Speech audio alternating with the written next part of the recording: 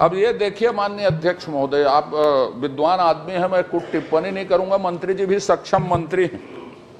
अब आप देखिए जो बड़ा आश्चर्यजनक तथ्य है, दूसरा प्रश्न मेरा है कि 21-22 में लगभग इन विद्यापीठों को 47 करोड़ 84 लाख रुपया, 20-21 में, 21-22 में 47 करोड़ 79 लाख रुपया और 22-23 में लगभग 50 करोड़ 39 लाख रुपया दिए गए। तो इतने रुपया इन शोध पीठों को किन कारणों से दिए गए? जब पद खाली है, उद्देश्य में सफल नहीं है, कोई काम नहीं कर रहे हैं। बिना मुद्रक के, बिना अनुसंधान अधिकारी के, बिना स्टाफ के 3 किताबें लिख ली। एक ही साल में 3 किताब लिखने का विश्व रिकॉर्ड है। ये उसके चरण स्पर्श करूंगा यदि उसको विधानसभा में लाया जाए तो। मैं जिस विद्वान के बारे में बात कर रहे हैं, उन्हीं विद्वान ने अपने खर्चे से कहीं से पैसे मांगकर किस प्रकार से किया, इसके बारे में शासन को कोई जानकारी? माननीय अध्यक्ष, आप प्रश्न भी कर रहे हो, जवाब भी दे रहे हो, दोनों विशेषज्ञ खड़े हैं। विशेषज्ञ नहीं है भाई साहब, इस सदन के आप तो सबसे मुखर बोलने वाले, प्रश्न करने वाले और सबसे अच्छा जवाब देने वाले दोनों खड़े हैं। दोनों का उत्तर सही आ रहा है, मगर मुझे लगता है कि प्रश्न का जवाब आपने दे दिया। ब्रिजमोहन जी को जवाब देने की जरूरत समाप्त हो गई नहीं है। और 5 साल में छत्तीसगढ़िया की बात करने वाले लोगों ने इन विभूतियों के नाम पर खाली भाषण दिए हैं, छत्तीसगढ़ के लोगों को गुमराह किया है। उसके लिए गुरु घासीदास बाबा की शोधपीठ में भी कोई काम नहीं हुआ। विद्वान प्रश्नकर्ता, विद्वान मंत्री, तो विद्वान लेखक का भी नाम बता दीजिए। कोई जवाब है कि जादू दिखाइए, 5 साल का जादू दिखाइए, 15 साल का जादू दिखाइए, मगर ऐसा हवा में लड्डू मत उछालिए। देख लीजिए, देख लीजिए, बैठ के प्रश्न मत करिए। स्पर्श मल्टी स्पेशलिटी हॉस्पिटल बेहतरीन कार्डियोलॉजी की सुविधा एक्सपर्ट डॉक्टर के साथ ही दे रहा है एम्बुलेंस के लिए टोल फ्री नंबर की सुविधा 180030091616। स्पर्श मल्टी स्पेशलिटी हॉस्पिटल, एक एहसास अपनेपन का।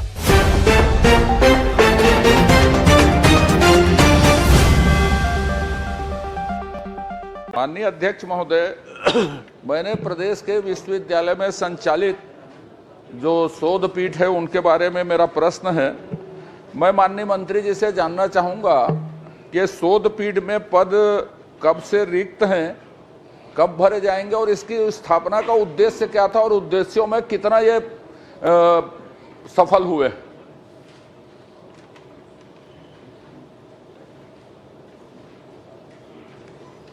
माननीय अध्यक्ष महोदय, रविशंकर विश्वविद्यालय में गुरु घासीदास शोधपीठ की 2017 में स्थापना हुई। कुशाभाऊ ठाकरे पत्रकारिता जनसंचार विश्वविद्यालय, वो परिशिष्ट में है ना, आप सीधे उत्तर में आइए। हाँ, परिशिष्ट में है वो सब। मैंने कहा ये गठन के उद्देश्यों में कितना सफल हुए हैं और दूसरा ये रिक्त पद कब से हैं और कब तक भरे जाएंगे, मेरा पहला प्रश्न ये। माननीय अध्यक्ष महोदय, जहां तक जानकारी है, इनके गठन के जो उद्देश्य थे वो उद्देश्य पूरे नहीं हुए, पूर्णतः पूरे नहीं हुए। और इनका जो उद्देश्य था, जिन महापुरुषों के नाम से इसको गठित किया गया है, उनके जीवन के बारे में शोध कर छत्तीसगढ़ की और देश की जनता को बताया जा सके कि इनकी पीठ क्यों गठित की गई है और इन महापुरुषों का क्या योगदान देश और समाज के लिए हुआ है, इसके लिए इसका गठन किया गया है। मैंने एक प्रश्न और पूछा था, इससे पूरक प्रश्न, इसमें रिक्त पद कब है? फिर मैं दूसरा प्रश्न करूंगा, रिक्त पद कब से है और इसको भरेंगे कि नहीं भरेंगे जब उद्देश्य में सफल नहीं है? तो ये रिक्त पद जब से इन शोध पीठों को गठित किया गया तब से ही पद रिक्त है। अब ये देखिए माननीय अध्यक्ष महोदय, आप विद्वान आदमी हैं, मैं कुछ टिप्पणी नहीं करूंगा, मंत्री जी भी सक्षम मंत्री हैं। अब आप देखिए जो बड़ा आश्चर्यजनक तथ्य है, दूसरा प्रश्न मेरा है कि 21-22 में लगभग इन विद्यापीठों को 47 करोड़ 84 लाख रुपया, 20-21 में, 21-22 में 47 करोड़ 79 लाख रुपया और 22-23 में लगभग 50 करोड़ 39 लाख रुपया दिए गए। तो इतने रुपया इन शोध पीठों को किन कारणों से दिए गए? जब पद खाली है, उद्देश्य में सफल नहीं है, कोई काम नहीं कर रहे हैं। तो लगभग 150 करोड़ रुपया, 146 करोड़ रुपया के आसपास इसको अनुदान क्यों दिए गए? माननीय अध्यक्ष महोदय, ये जो राशि है, ये विश्वविद्यालय को कुल दी गई अनुदान की राशि है, शोध पीठों को दिए गए अनुदान की राशि नहीं है। माननीय अध्यक्ष महोदय, आप देखिए कि प्रदेश के राजकीय विश्वविद्यालय में परिशिष्ट आप पढ़ लीजिए माननीय अध्यक्ष महोदय, प्रदेश के राजकीय विश्वविद्यालय में शोध पीठ के संदर्भ में स्पेशल लिखा है, शोध पीठ के संदर्भ में वित्तीय, और मैं पूछा भी वही हूं, मैं विश्वविद्यालय के अनुदान को नहीं पूछा हूं, संदर्भ में वित्तीय और भौतिक स्थिति की जानकारी। तो भौतिक स्थिति बताई, वित्तीय स्थिति में लिखा है इन्होंने, मैंने विश्वविद्यालय के को कितना अनुदान मिला है ना तो मैंने पूछा है, तो मैं तो यही कहूंगा, और प्रश्न का उत्तर में भी यही आया है परिशिष्ट में कि 146 करोड़ रुपया अनुदान इन शोध पीठों को मिला है। माननीय अध्यक्ष महोदय, इसके प्रश्न गए को आप भी देख लें। उक्त तीनों वर्षों में इन विश्वविद्यालयों की वित्तीय एवं भौतिक स्थिति की जानकारी वर्षवार बताएं, तो हमने इसका उत्तर दे दिया है। अच्छा चलिए, आपने परिशिष्ट में लिखा है कि वित्तीय शोध पीठ के संदर्भ में वित्तीय एवं भौतिक स्थिति, शोध पीठ के संदर्भ में लिखा, आप परिशिष्ट पढ़ लीजिए। अब इसके बाद जब ये कोई काम कर नहीं रहे हैं, कोई आदमी नहीं है, तो आपने जितना भी अनुदान एक माने शोध पीठों को अनुदान दिया है कि नहीं दिया है, ये स्पष्ट कर दीजिए। यदि ये विश्वविद्यालय का है तो शोध पीठों को अनुदान दिया नहीं है कि नहीं दिया?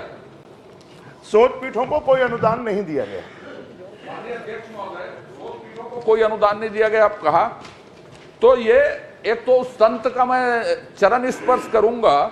संत कबीर का इतिहास, कबीर विकास संचार अध्ययन केंद्र हैं, आप परिशिष्ट में देख लीजिए, कुशाभाऊ ठाकरे में, उसमें भी कोई पद नहीं है, कुछ नहीं, कोई अनुदान नहीं मिला है, मंत्री जी ने स्वीकार किया। संत कबीर का इतिहास 2021 में, संत कबीर का इतिहास छत्तीसगढ़ 2021 में, कहत कबीर 2021-22, बिना मुद्रक के, बिना अनुसंधान अधिकारी के, बिना स्टाफ के 3 किताबें लिख ली। एक ही साल में 3 किताब लिखने का विश्व रिकॉर्ड है। ये उसके चरण स्पर्श करूंगा यदि उसको विधानसभा में लाया जाए तो मैं। अब इनके पास अनुदान नहीं है, कुछ नहीं है, कुछ नहीं दिया गया, तो आखिर छपवाई किसके गई और कोई स्टाफ नहीं, तो इसके खर्चे कहां से हुए? माननीय अध्यक्ष महोदय, शासन के द्वारा इनकी छपाई के लिए किसी भी प्रकार का कोई अनुदान नहीं दिया गया है। नहीं माननीय अध्यक्ष महोदय, मैं शासन से तो पूछ नहीं रहा हूं, मैं तो शोध पीठ ने ये काम किया, आपने बताया है 3 किताब उन्होंने छपवाई है, उसके पास कोई अधिकारी कर्मचारी नहीं, कुछ नहीं। एक साल में महान विद्वान ने 3 किताब लिख दी, संसार में कोई नहीं लिखा है 3 किताब एक साल में। तो एक साल में किस खर्चे से लिखा? जब उसके पास 1 रुपया पैसा नहीं है, अनुदान नहीं है, तो इसका खर्चा कौन उठाया शोध पीठ का? ये पूछ जानना चाह रहा हूं। शासन ने दिया या नहीं दिया मेरा विषय नहीं है। विश्वविद्यालय ने दिया कि अपने जेब खर्च से किया, कि चंदा लेके किया, कि किसी एनजीओ ने अनुदान दिया, कि यूजीसी ने इसके लिए प्रोजेक्ट स्वीकृत किया? क्या कोई तो होगा, कुछ भी जादू से तो नहीं होगा ये। इस बारे में शासन के पास में किसी भी प्रकार का कोई रिकॉर्ड नहीं है। जिस विद्वान के बारे में बात कर रहे हैं, उन्हीं विद्वान ने अपने खर्चे से कहीं से पैसे मांगकर किस प्रकार से किया, इसके बारे में शासन को कोई जानकारी नहीं। माननीय अध्यक्ष महोदय, ये उत्तर सही नहीं है। माननीय अध्यक्ष महोदय, जब ये प्रश्न के उत्तर में आया, मैंने पूछा शोध पीठों ने क्या क्या काम किया, तो काम के उल्लेख में आपने 3 किताबों के, एक शोध पीठ का, कुशाभाऊ ठाकरे के एक शोध पीठ ने 3 किताब छापी हैं। तो छापी है तो कैसे छपी, क्या छपी, कहां से खर्च आया, किस तरह से आया, जिस जिस चीजों का मैंने उल्लेख किया, इसका उत्तर तो आना चाहिए माननीय अध्यक्ष महोदय। वो विद्वान ने किया हो, किसने किया हो, विद्वान ने भी किया हो तो आपको जिम्मेदारी से यह बताना चाहिए कि विद्वान ने खर्च किया है इसका और इतना पैसा खर्च हुआ है, यह मुद्रक प्रकाशक ये है करके, जब उत्तर में आया हो वो विषय। तो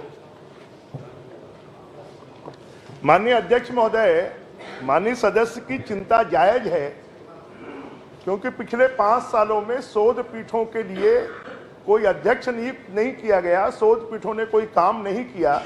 मैं माननीय सदस्य को, विद्वान सदस्य को इस बात का विश्वास दिलाता हूं कि आने वाले समय पर सभी शोध पीठों का संचालन सुगम रूप से हो। ये हमारे छत्तीसगढ़ के ऐसे लोग हैं, साहित्यकार हैं, लेखक हैं, पत्रकार हैं, वरिष्ठ जन हैं, इनका सम्मान बढ़े और इसी के लिए इन शोध पीठों की स्थापना की गई है। आने वाले समय पर इन शोध पीठों का सुचारू संचालन किया जाएगा, इस बात की मैं जानकारी देता हूं। नहीं, पर इस घटना की जांच, ये तो अप्रत्याशित बात है, ठीक है आप करेंगे, मैं आपको साधुवाद देता हूं, लेकिन ये 3 किताब जो जादू छपी है, एक साल में लिख दी गई, तो उसके बारे में तो आप जांच करवाइए, क्यों हुई है, भ्रष्टाचार ना हुआ हो, कुछ भी ना हुआ, पर आपने उत्तर दिया था, आपके संज्ञान में आनी चाहिए। आप बोलिए कि मैं इसको कम से कम पता लगा के ऐसी घटनाएं ना हो, या हुई है तो विधिवत रूप से हो, इसकी घोषणा कर दीजिए। आप प्रश्न भी कर रहे हो, जवाब भी दे रहे हो, दोनों विशेषज्ञ खड़े हैं। विशेषज्ञ नहीं है भाई साहब, इस सदन के आप तो सबसे मुखर बोलने वाले, प्रश्न करने वाले और सबसे अच्छा जवाब देने वाले दोनों खड़े हैं। दोनों का उत्तर सही आ रहा है, मगर मुझे लगता है कि प्रश्न का जवाब आपने दे दिया। बृजमोहन जी को जवाब देने की जरूरत समाप्त हो गई। नहीं है, मैंने जवाब नहीं दिया साहब, मैंने ये चलिए बृजमोहन जी बता दीजिए, उत्तर में आ गया है और इसका चलिए बृजमोहन जी से सुन लीजिए। अब माननीय अध्यक्ष महोदय, गुरु घासीदास शोधपीठ पिछले 5 सालों में इसका अध्यक्ष नहीं बनाया गया। माधवराव सप्रे शोधपीठ, पंडित दीनदयाल उपाध्याय शोधपीठ, हिंद स्वराज शोधपीठ, कबीर विकास संचार अध्ययन केंद्र, पंडित सुंदरलाल शर्मा शोधपीठ, स्वर्गीय पदुमलाल पुन्ना बख्शी शोधपीठ, पंडित लखनलाल मिश्र शोधपीठ। अब ये सब हमारे छत्तीसगढ़ के विभूति रहे हैं, और 5 साल में छत्तीसगढ़िया की बात करने वाले लोगों ने इन विभूतियों के नाम पर खाली भाषण दिए हैं, छत्तीसगढ़ के लोगों को गुमराह किया है। उसके लिए गुरु घासीदास बाबा की शोधपीठ में भी कोई काम नहीं हुआ। माननीय अध्यक्ष की चिंता जायज है। जिन 3 किताबों के बारे में आप कह रहे हैं, मुझे लगता है कि वो जादू से ही लिखी गई है। चलिए उसके बारे में निश्चित रूप से आपने, क्योंकि विभाग के पास में इसकी कोई जानकारी नहीं है, आपकी चिंता है। मैं सहमत हो गया था, लेकिन विभाग को इसका उत्तर भी नहीं देना था जब जानकारी नहीं है।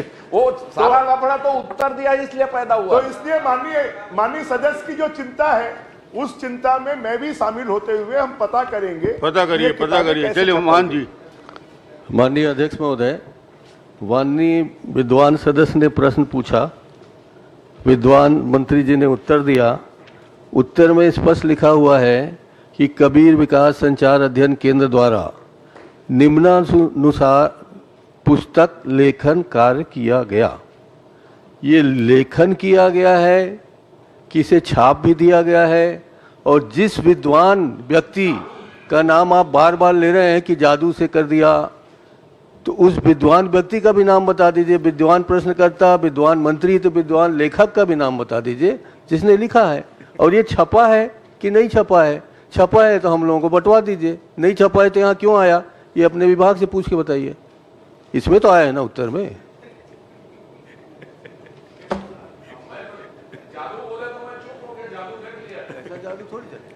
कोई जवाब है कि जादूगरी तो इतनी जादूगरी नहीं चलेगी सर।